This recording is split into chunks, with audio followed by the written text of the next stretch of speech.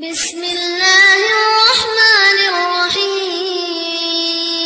Dia mengatakan, Ustaz, demi Allah, malu saya rasanya menangis. Akan tapi air mata ini keluar. Air mata ini keluar.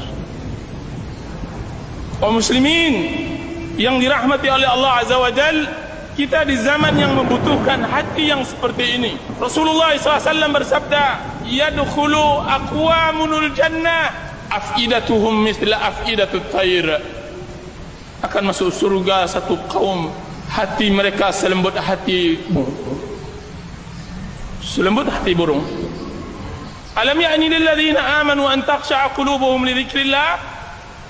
Kapan lagi bagi seorang mukmin khusyuk hatinya untuk mengingat Allah Azza wa Jalla? Disebutkan oleh Abdullah bin Umar radhiyallahu an, sesungguhnya ayat ini ditunggu oleh Allah Azza wa Jalla kepada sahabat Rasulullah 13 tahun setelah mereka masuk Islam. Saya melihat di kalangan ikhwan sangat kikir dengan air mata, ya ikhwan, sangat kikir, kecuali di awal-awal dia mendapatkan hidayah. Mana air mata ciri khas seorang yang saleh, orang yang tunduk hatinya kepada Allah Azza wa Jalla? Mana air mata di salat tahajud? Mana air mata di dalam doa dan tadarru' kepada Allah Azza wa Jalla? Apakah kita belajar din untuk memperkeras hati kita, untuk menendang, untuk menyakiti kaum muslimin? Tidak. Kita mempelajari din untuk bisa bersimpuh di hadapan Allah Azza wa Jalla, untuk menciptakan hakikat ubudiyah kepada Allah Azza wa Jalla. Allah Azza wa Jalla untuk menyempurnakan bahwa diri kita adalah hamba Allah. Hamba Allah. Maka buku ini saya karang. Dan buku ini saya karang kepada orang-orang yang saya ceritakan tersebut. Tiba-tiba saya tidak melihat dia lagi ke sebuah pengajian. Wajahnya yang bersinar telah berubah menjadi wajah yang hitam karena maksiat kepada Allah Azza wa Jalla. Orang yang telah kembali kepada maksiat dan jalan syaitan setelah dia mendengar Nidaur Rahman, panggilan Allah Azza wa Jalla. Saya takut kepadanya firman Allah Azza wa Jalla yang mengatakan, falamma zaghu azaghallahu qulubahum. Ketika mereka melenceng, maka Allah Subhanahu wa taala lencengkan hati mereka. Ketika mereka telah mendapatkan hidayah dan mereka tidak mau mengolahnya, mereka tidak mau mencobanya, mereka duduk kan tapi tidak pernah menyemak, mereka hadir akan tapi tidak pernah menghadirkan hati. Kemudian Allah Subhanahu wa taala hanya pertemukan dia nanti di neraka, di azab akhirat.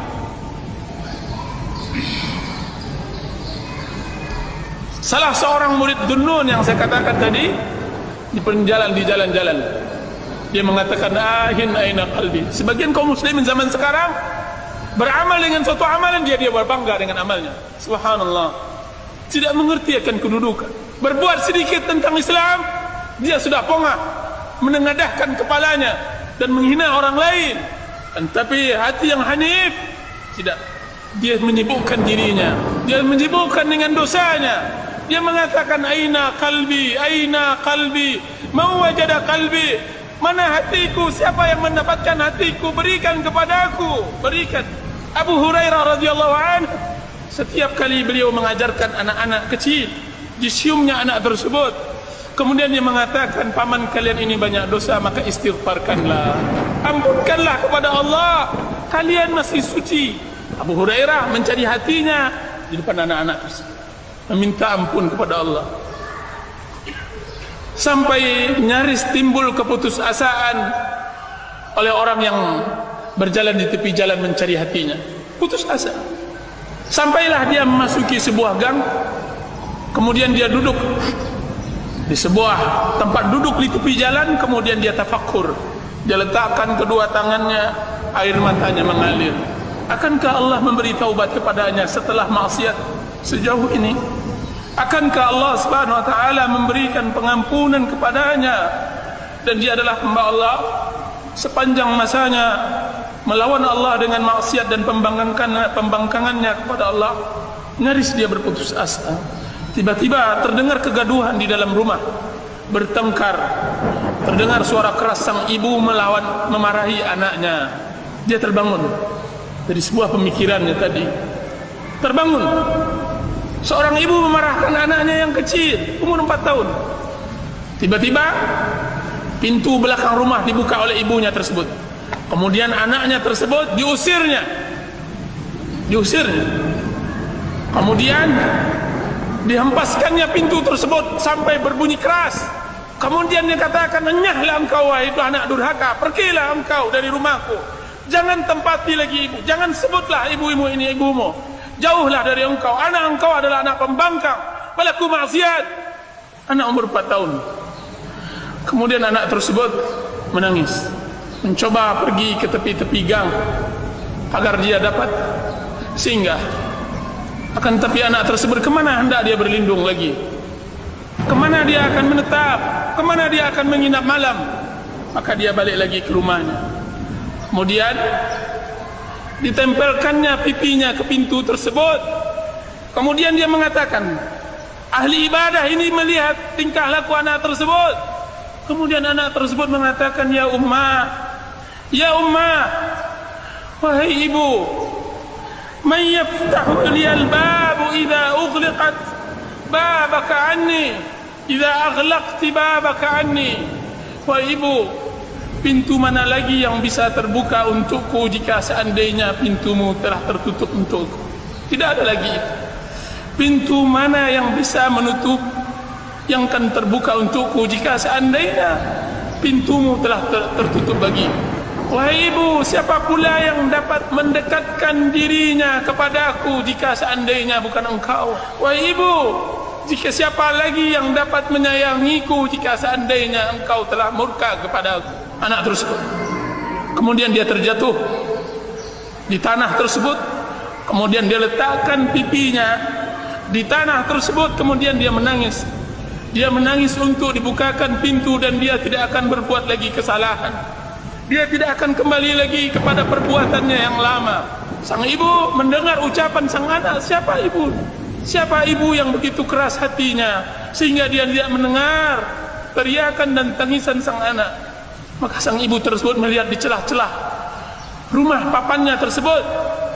Dilihatnya perlakuan anaknya tersebut, tidak sampai hatinya, tidak tega. Kemudian dibukakan pintunya olehnya. Kemudian anaknya tersebut diangkat. Kemudian dibersihkannya pipinya dari tanah dan debu. Kemudian dipeluknya. Kemudian dia mengatakan, "Wahai penyejuk pandanganku, siapa pula yang tidak tersentuh dengan ucapan? Siapa ibu yang mengusir anaknya? Wahai anakku, sebutkan, tidak ada ibu yang mengusir. Akan tetapi engkau telah berbuat kesalahan, dan ibu akan memaafkan. Kau telah berbuat kesalahan, ibu memaafkanmu."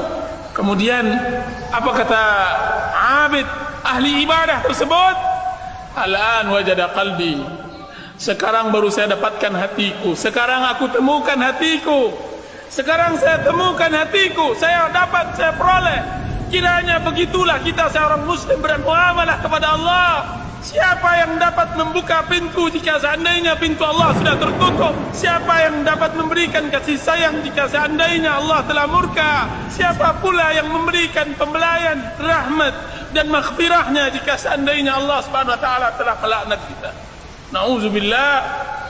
Nauzubillah. Maka carilah hati-hati yang hanif di tempat-tempat yang seperti itu, ya ikhwan. Salurkan donasi terbaik Anda untuk mendukung dakwah Malang Mengaji dengan transfer ke nomor rekening berikut.